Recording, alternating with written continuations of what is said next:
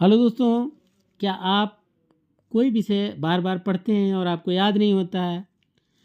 आप जो पढ़ते हैं वो भूल जाते हैं और लंबे समय तक आपको याद नहीं रहता है, या सब कुछ याद है लेकिन एग्ज़ाम में भूल जाते हैं, या आप जो पढ़ते हैं तो आपको जल्दी से याद नहीं होता है।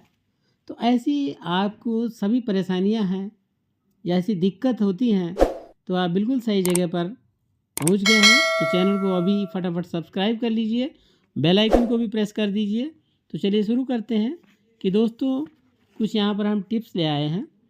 तो वह टिप्स हैं, तो सबसे पहला है कि हम जब कोई भी कार्य करते हैं तो उसके लिए कुछ नियम होते हैं। ठीक उसी तरह याद करने के भी कुछ नियम हैं। तो याद करने का पहला नियम है कि तत्पर होना, रेडी होना। याद करने के लिए सबसे पहले अपने आप को तैयार करिए। जब आप किसी कार्य को करने के लिए तैयार ही नहीं हैं, तो आप वो कोई भी कार्य ठीक ढंग से नहीं कर पाएंगे। तो अपने माइंड से कहिए, अपने माइंड को रेडी करिए याद करने के लिए। उसके बाद दूसरा पॉइंट आता है ओपन योर माइंड। याद करने के लिए अपने माइंड को खुला होना या खुला रखना बहुत ज़रूरी है। ठीक उसी तरह जिस प्रकार से कोई अगर बंद बर्तन है, उस बर्तन में हम कोई चीज़ तब तक नहीं डाल सकते जब तक कि हम उसका ढक्कन नहीं हटाएंगे। तो ठीक उसी प्रकार से हमारे मस्तिष्क का भी है कि हम जब भी कोई भी चीज़ याद करें, पढ़ें, तो अपने मस्तिष्क को खुला रखें, मस्तिष्क को ओपन रखें, तभी वह चीज़ हमारे समझ में आएगी।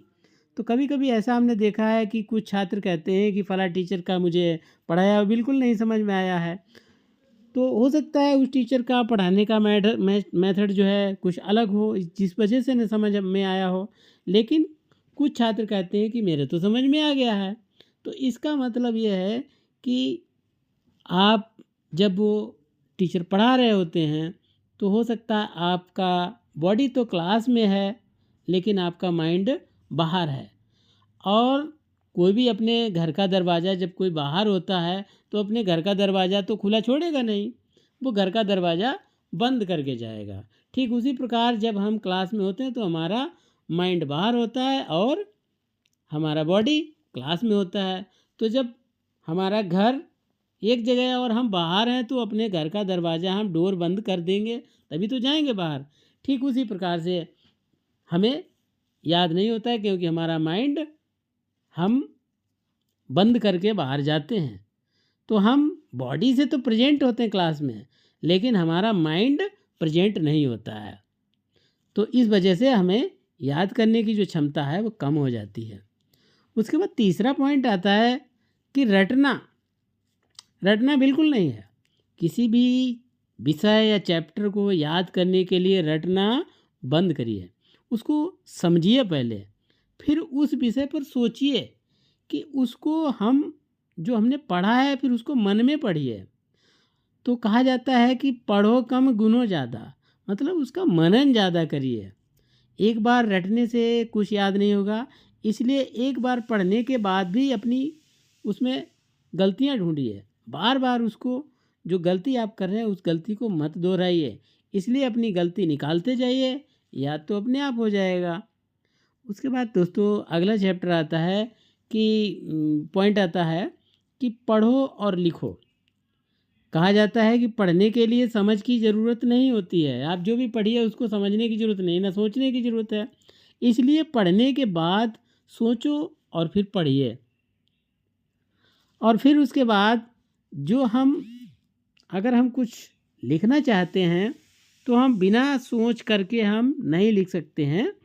और उसके विषय में सोचिए, जो आपने पढ़ा है उसके विषय में सोचिए और उसकी एक इमेज बनाइए।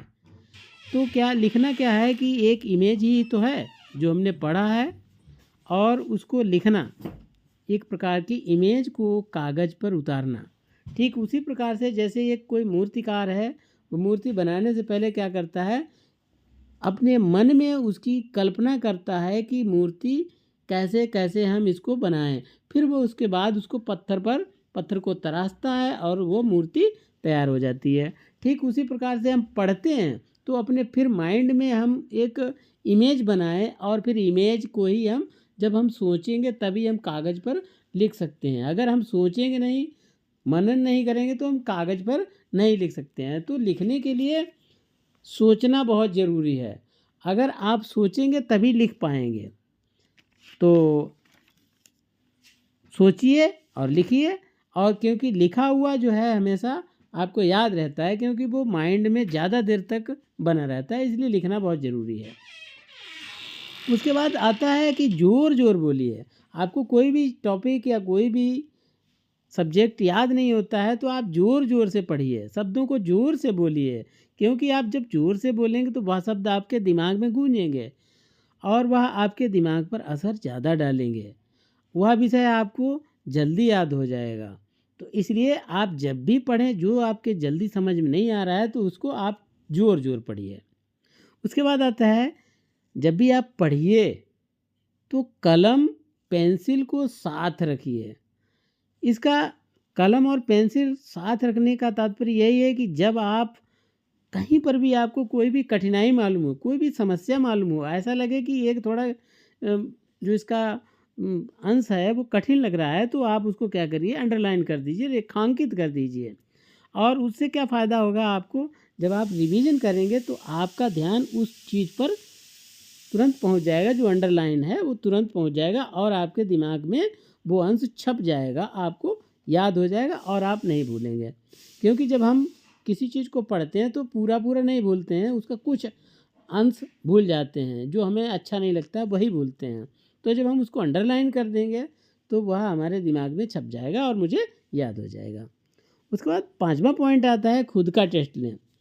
याद करिए, पढ़िए और उसके बाद अपना स्वयं का टेस्ट लीजिए। अपने मन में सोचिए, उसका पूरा रिकॉल करिए, जो आपने पढ़ा है उसका पूरा रिकॉल करिए। तो धीरे धीरे धीरे धीरे जो भी आपका दिमाग में रिकॉल होता जाएगा और कोई ऐसी चीज़ होगी जो आपको नहीं पता होगी। तो इसलिए क्या करिए, टेस्ट लीजिए, अपना खुद का टेस्ट लीजिए। और ये टेस्ट लेना जो है एक याद करने का सबसे बेहतर तरीका है, क्योंकि टेस्ट से हमें ये पता लग जाता है कि हमारी जो तैयारी कहाँ पर है, हमें कौन सी चीज़ याद नहीं है। तो हमें जब ये टेस्ट से पता लग जाता है कि कौन सी चीज़ हमें याद नहीं है, तो उस चीज़ पर हम ज़्यादा फोकस कर देते हैं। उसके बाद 7वां पॉइंट आता है, ब्रेक लेना। जब भी आप पढ़िए, लगातार मत पढ़िए। अगर लगातार आप पढ़ते रहेंगे तो क्या होगा, एक समय ये आएगा थक जाएंगे, और थकने के बाद क्या होगा, आपके दिमाग में याद करने की क्षमता बंद हो जाएगी। ठीक उसी प्रकार से क्या है कि जब आप कोई भी चीज़ है, कोई बर्तन है, उसमें एक लिमिट तक भर सकते हैं और उसके बाद क्या होगा, वो बर्तन भर जाएगा, फिर उसमें आप एक बूंद भी नहीं डाल सकते हैं। उस बर्तन को जब दोबारा खाली होगा तभी आप भर पाएंगे। ठीक उसी प्रकार से दिमाग का भी है। दिमाग में भी कोई चीज़ जो है पहले सेटल होगी, व्यवस्थित हो जाएगी, और दिमाग रेस्ट करने के बाद नया सीखने का तैयार हो जाएगा, सीखने के लिए वो व्यवस्थित करके। तो इस प्रकार से आप जब लगातार पढ़ेंगे तो दिमाग थक जाएगा, इसलिए ब्रेक लेना बहुत ज़रूरी है। जब आप ब्रेक लेंगे तो माइंड जो आपका है एकदम तरोताज़ा हो जाएगा, रिफ़्रेश हो जाएगा, और आप नया सीखने के लिए, नया पढ़ने के लिए तैयार हो जाएंगे और आपको वो जल्दी से याद हो जाएगा। उसके बाद आता है 8वां पॉइंट है, मल्टीटास्किंग। ज़्यादातर लोग क्या करते हैं, एक के साथ एक काम कर रहे हैं, उसके साथ ये कर रहे हैं, दिमाग में कभी हिस्ट्री चल रही, कभी इंग्लिश चल रही है, कभी तो बायो चल रही, केमिस्ट्री चल रही, सारे सब्जेक्ट एक ही साथ चल रहे हैं। तो एक साथ कैसे सारे सब्जेक्ट याद हो सकते हैं, ऐसा तो असंभव है। या हम जैसे कोई चीज़ पढ़ रहे हैं तो हमारे दिमाग में चल रहा है कि खेल के भी दिमाग चल रहा है, मनोरंजन के भी विषय में हम सोच रहे हैं, तो ऐसा नहीं हो सकता है। मल्टीटास्किंग आप करेंगे तो कोई भी कार्य नहीं कर पाएंगे। इसलिए क्या करिए, एक समय में एक ही कार्य को करिए। वर्क वाइल वर्क और प्ले वाइल प्ले। ठीक उसी प्रकार से लर्निंग वाइल लर्निंग पर भी लागू होता है। आप जब पढ़िए तो केवल पढ़ने का और एक ही टास्क लीजिए। आप एक सब्जेक्ट पढ़ रहे हैं तो एक ही सब्जेक्ट को पढ़िए एक समय में। अगर आप दो सब्जेक्ट या ज़्यादा सब्जेक्ट, एक से ज़्यादा सब्जेक्ट पढ़ेंगे तो कोई भी सब्जेक्ट जो है याद नहीं होगा, सारा सब कुछ गड़मड़ एक में हो जाएगा। तो ऐसी चीज़ों से बचें। उसके बाद 9वां पॉइंट आता है याद करने का सबसे बेस्ट टाइम कौन सा है, आप कब याद करें तो हमें ज़्यादा से ज़्यादा याद हो जाए। तो ज़्यादातर क्या है, याद करने का सबसे बढ़िया बेस्ट टाइम जो है सुबह 4 बजे से 7 बजे तक का है। सुबह 4 बजे से 7 बजे का सबसे बढ़िया टाइम इसलिए माना गया है क्योंकि सुबह के समय सबसे शांत माहौल होता है और उसमें कोई शोर शराबा नहीं होता है। और दूसरा ये है कि हमारा दिमाग जो है रात भर से विश्राम किया होता है, तो एकदम नया तरोताज़ा होता है। तो हम जो भी चीज़ जो है सुबह के समय पढ़ेंगे तो वो हमें आसानी से याद हो जाएगा। इसीलिए जो भी संत महात्मा हैं वो सुबह में ही ज़्यादातर ध्यान अपना लगाते हैं, क्योंकि सुबह में उनका ध्यान भंग नहीं होता है। तो जहाँ तक हो सके सुबह 4 बजे से 7 बजे तक याद करने की कोशिश कीजिए। अब अगला चैप्टर आता है, पॉइंट आता है कि हम जो भी याद करें, अगर हमें याद नहीं होता है तो जो भी हम याद करें एक कविता की तरह याद करें, उसको लय की तरह याद करें। कारण क्या होता है कि हमने फ़िल्म देखी होगी, हम सभी ने फ़िल्म देखी होगी, तो फ़िल्म तो हमें ज़िंदगी भर याद रहती है, हम उसको नहीं भूलते हैं। या कोई गाना ऐसा है जो हमने एक बार सुन लिया, वो मुझे याद रहता है, लेकिन विषय जब हम पढ़ते हैं तो वो हमें याद नहीं होता है। क्योंकि फ़िल्म और गाने में यही है कि उसमें एक लय होती है, वो एक रिदम होता है, और जहाँ पर भी रिदम होगा तो वो एक हमारे मस्तिष्क पर एक अपना असर छोड़ती है। तो ठीक उसी प्रकार से जो भी हमें सब्जेक्ट कठिन लगे, टॉपिक कठिन लगे, तो हम क्या करें, उसको कविता के रूप में पढ़ें, तो हमें वह जल्दी से याद हो जाएगा। उसके बाद अगला पॉइंट आता है कि निरंतरता। निरंतरता का मतलब कंटिन्यूटी।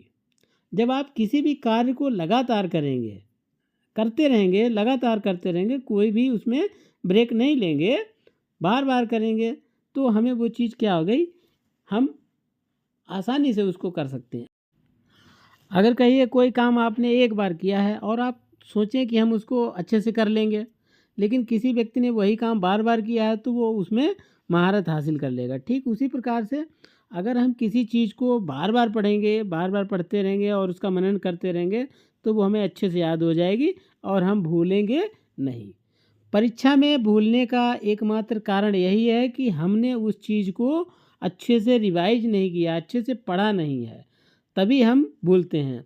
और एक अगर 4 ऑप्शन है उसमें पहुंच जाते हैं कि हमें दो दो तो मालूम है, दो दो ऑप्शन पर हमारी बात अटक जाती है। तो जब 2 ऑप्शन पर बात अटकती है तो इसका मतलब आपका सही से रिवीजन नहीं है, तभी बात 2 पर परीक्षा में अटकती जाके है। तो इसमें 2 से अटकने वाली बात जो है रिवीजन पर ही डिपेंड करती है। ये आपकी आदत बन जाती है, और जब हम बार बार पढ़ेंगे तो हमारी ये आदत बन जाएगी और वो हमको अच्छा लगने लगे, काम हमें बढ़िया से करने लगेंगे। तो हमें क्या करना है कि हम उस चीज़ को जल्दी से, हमें वो आसानी से याद हो जाएगा।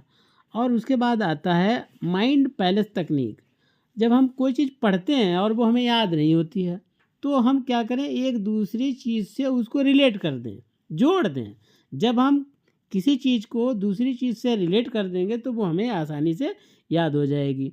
जैसे हम आगरा को ताजमहल से जोड़ दें या ताजमहल को आगरा से जोड़ दें, तो जब भी मेरे दिमाग में आगरा की बात आएगी तो पहले तुरंत ताजमहल एकदम से फ्लैश मारेगा कि आगरा में ताजमहल है। तो क्या है, ऐसे हमें क्या करना है, कोई भी चीज़ को, किसी भी टॉपिक को, एक टॉपिक को दूसरे चीज़ से रिलेट करना है।